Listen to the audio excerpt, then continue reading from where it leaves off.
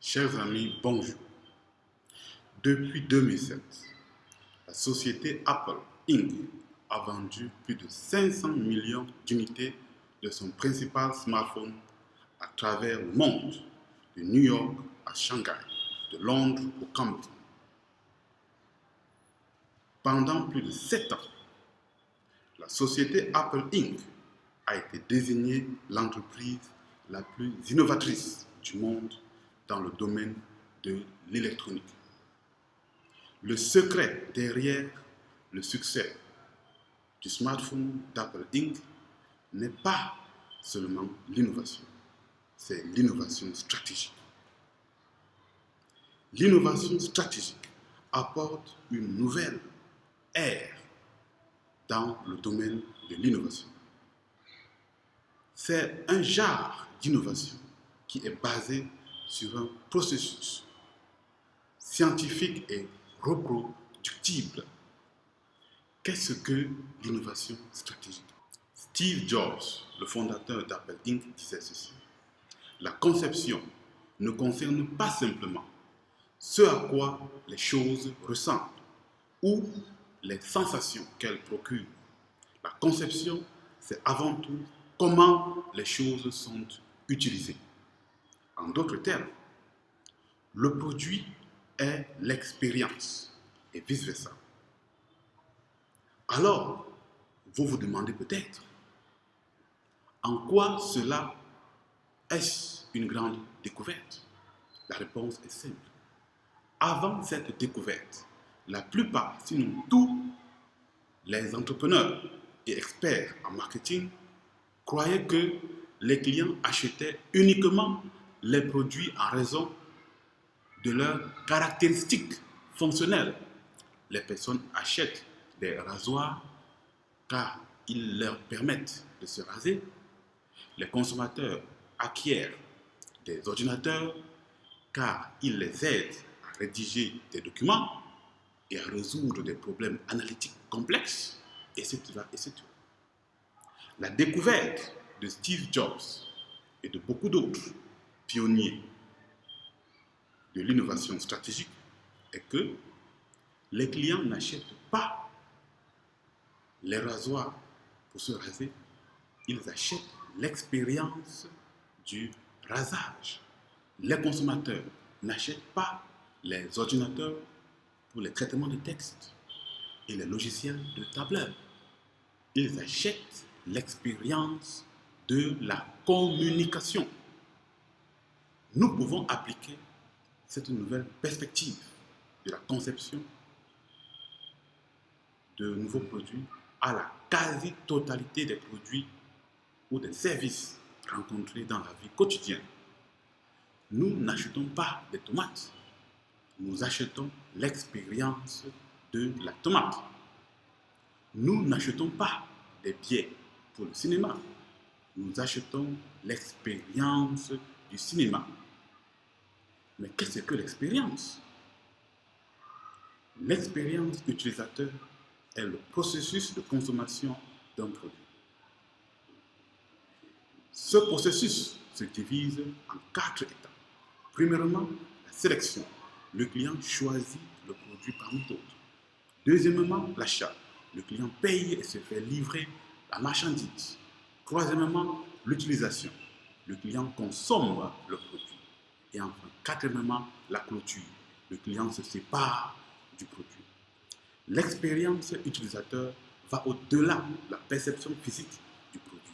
Par exemple, lorsque vous visionnez un film 3D, 3 dimensions, les caractères et les formes semblent sauter hors de l'écran, vous donnant ainsi une expérience unique et passionnante. L'expérience 3D ne concerne pas ce que nous voyons, mais ce que nous pensons voir. C'est aussi le cas des boissons dites sucrées qui sont vendues dans la plupart des supermarchés. Pour réduire les coûts de production tout en préservant l'expérience, les fabricants de boissons non alcoolisées ont remplacé le jus d'orange réel par des saveurs artificielles synthétiques. d'orange qui font aux consommateurs penser qu'ils consomment du jus d'orange. Cette tendance, inspirée de la nouvelle vision de ce qu'est un produit, a été poussée à l'extrême avec de nouvelles entreprises. Par exemple, une nouvelle entreprise offre une expérience de viande dans laquelle la viande est faite à partir de légumes, mais avec tout le goût et l'odeur de la viande réelle. Une autre start-up offre une expérience informatique où il n'y a aucun ordinateur physique. La majeure partie de l'ordinateur, le clavier, l'écran, sont juste des projections holographiques. Le produit en tant qu'expérience constitue également l'abîme qui sépare l'inventeur de l'innovateur. Observez bien l'histoire de l'humanité et vous noterez qu'il y a eu des millions d'inventeurs, mais seulement quelques-uns ont emprunté le chemin des livres d'histoire et de la renommée. Par exemple, Leonardo da Vinci est devenu célèbre seulement pour ses peintures et très peu pour ses nombreuses inventions. Nikola Tesla fut un inventeur brillant, mais il mourut dans la misère. Contrairement aux inventeurs, notre histoire moderne connaît peu d'innovateurs. Cependant, la plupart ont eu du succès. Steve Jobs en est un bon exemple. Lorsque Steve Jobs démarra Apple Inc., elle devint un succès commercial dès la première année. L'inventeur pense à son produit en tant qu'un ensemble de fonctionnalités physiques, alors que l'innovateur voit son produit comme une nouvelle expérience pour ses contemporains. Du point de vue du processus de fonctionnement, l'inventeur commence par sa vision, alors que l'innovateur commence par le monde autour de lui. D'un point de vue commercial, la question qui se pose maintenant est la suivante. Une entreprise, la vôtre par exemple, devrait-elle être inventrice ou innovatrice? La réponse est par l'exemple. Xerox inventa la souris de l'ordinateur. Pourtant, ce fut Apple Inc. qui la transforma en une innovation commerciale réussie. Philips des Pays-Bas inventa le CD. Pourtant, ce fut le japonais Sony qui en tira les profits. Les faits parlent d'eux-mêmes. Les entreprises inventrices sont de loin moins rentables que les entreprises innovatrices. Dans la pratique, il est difficile de trouver une entreprise qui soit restée innovatrice de manière continue sur une longue période. Par exemple, Google fut innovatrice lorsqu'elle lança son moteur de recherche en 1995 et pourtant, plus tard, Google supporta une série de pertes énormes du fait de l'échec de ses inventions.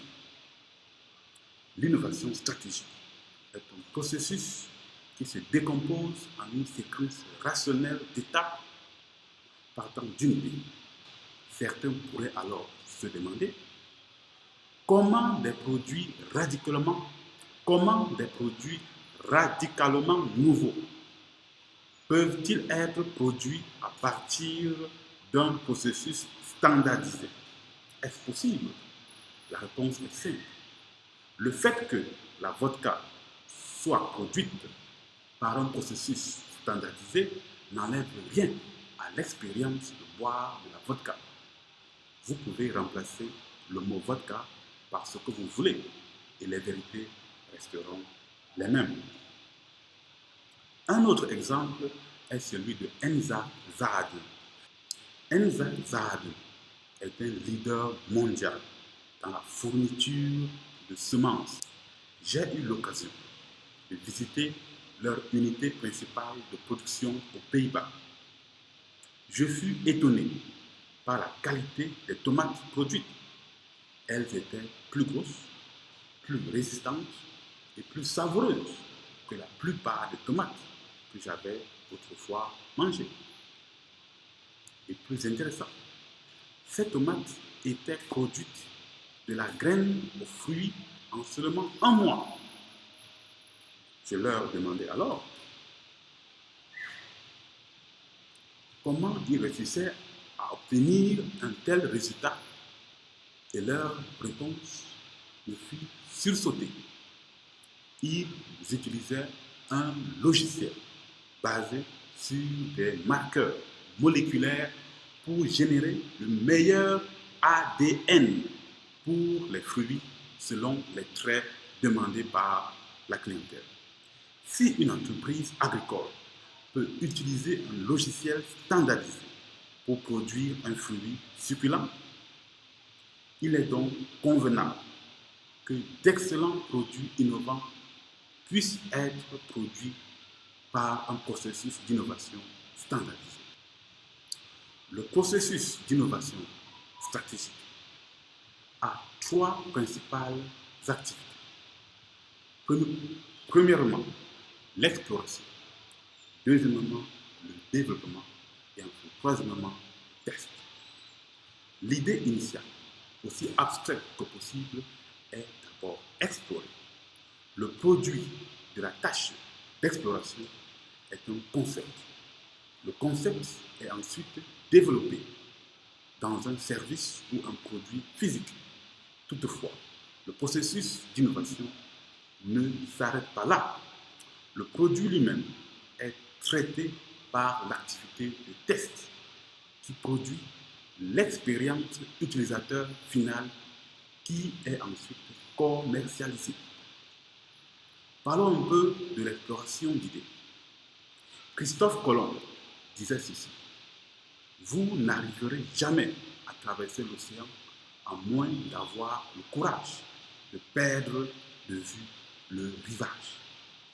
En d'autres termes, la production d'idées est la phase la plus difficile de tout processus de développement de nouveaux produits. Depuis le début du siècle dernier, les entreprises ont fait usage de diverses techniques pour générer des idées pour leurs nouveaux produits.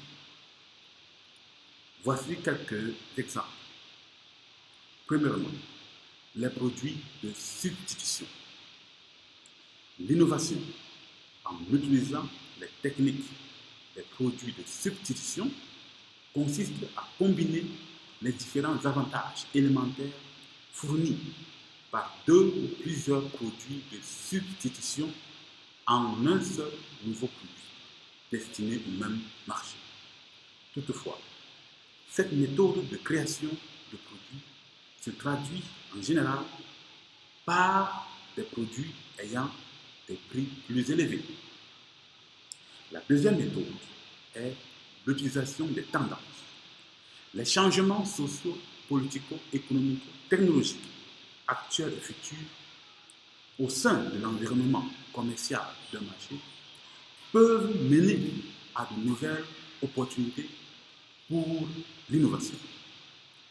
Cette technique entraîne en général, malheureusement, une concurrence élevée. La troisième méthode la plus utilisée est l'utilisation du championnat d'innovation. Dans cette technique, les employés d'une entreprise sont invités à formuler des propositions pour un nouveau produit.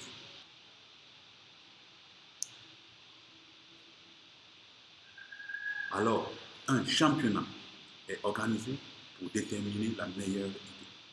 Cependant, le succès d'une telle méthode est limité à la créativité du groupe choisi. Si un championnat d'idées fut organisé en 1908, l'année où Henry Ford présenta sa voiture modèle T, pour demander aux citoyens des États-Unis de proposer des idées pour de nouveaux produits de transport, les participants auraient suggéré des chevaux plus rapides. En résumé, nous constatons que malgré le fait que certaines méthodes de génération d'idées que nous venons de présenter soient presque des processus rationnels, toutes les techniques actuelles de génération d'idées manquent de déterminisme au niveau du détail. Ici, nous présenterons un processus de génération d'idées simple mais puissant, qui soit à la fois scientifique et logique et déterministe. Selon le processus de l'innovation stratégique, l'exploration se fait en deux étapes. Premièrement, on effectue un diagnostic de la situation actuelle du marché. Deuxièmement, on étend les limites actuelles du marché. Un marché est comme une pièce de monnaie à deux faces. D'un côté, les vendeurs et de l'autre, les acheteurs. Le diagnostic du marché doit donc se faire selon deux points de vue. Le point de vue des vendeurs et le point de vue des acheteurs. Le diagnostic du marché du point de vue des vendeurs s'appelle l'analyse de la concurrence, tandis que le diagnostic du marché du point de vue des acheteurs s'appelle l'analyse de l'expérience utilisateur. L'analyse de la concurrence consiste premièrement à identifier les concurrents dans un marché. Pour cela, on pose la question suivante. Quelles sont les trois principales options actuelles du consommateur pour satisfaire son besoin? Ici, nous disons 3 et non 4. Le commerce est comme le sport. Seuls les 3 premiers sont récompensés. Deuxièmement, après avoir identifié les différents concurrents, on identifie l'avantage compétitif de chaque concurrent. C'est-à-dire, pour chaque concurrent, on identifie 3 avantages élémentaires par rapport aux autres concurrents. Troisièmement, pour chaque concurrent et pour chaque avantage, on donne une note entre 1 et 5. 1 pour très mauvais et 5 pour très bon.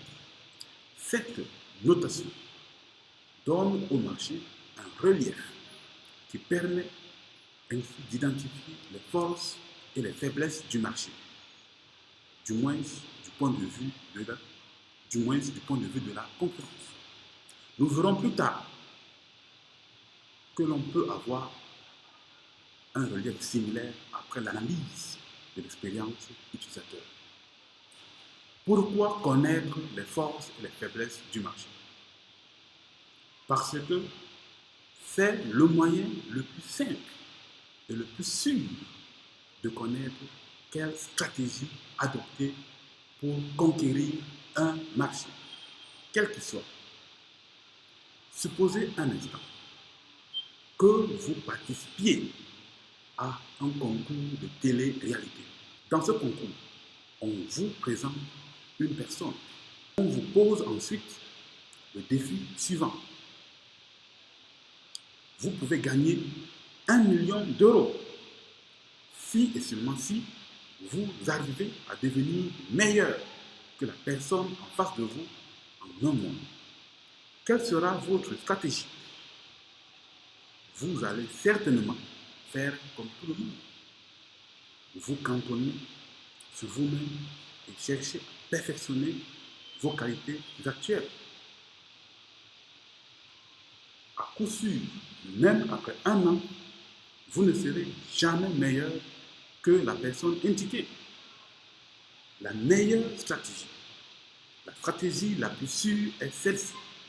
Cherchez à connaître les forces et les faiblesses de la personne en face de vous. Ensuite, développez ces forces en vous tout en éliminant les faiblesses de la personne. À coup sûr, vous deviendrez meilleur que n'importe quelle personne que l'on puisse vous présenter.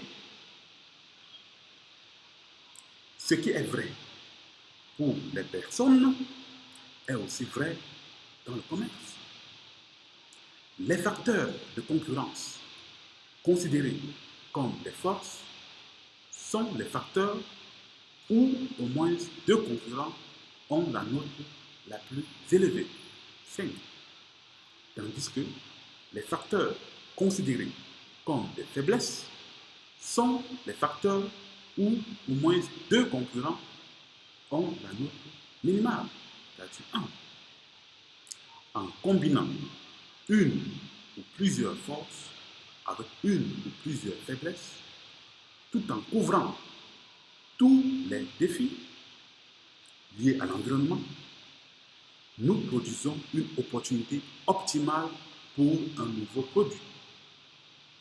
En conclusion, nous pouvons dire que le secret pour conquérir tout marché est de considérer que le produit est l'expérience. En d'autres termes, l'innovation consiste à créer de nouvelles façons d'utiliser des produits existants ou nouveaux. Merci.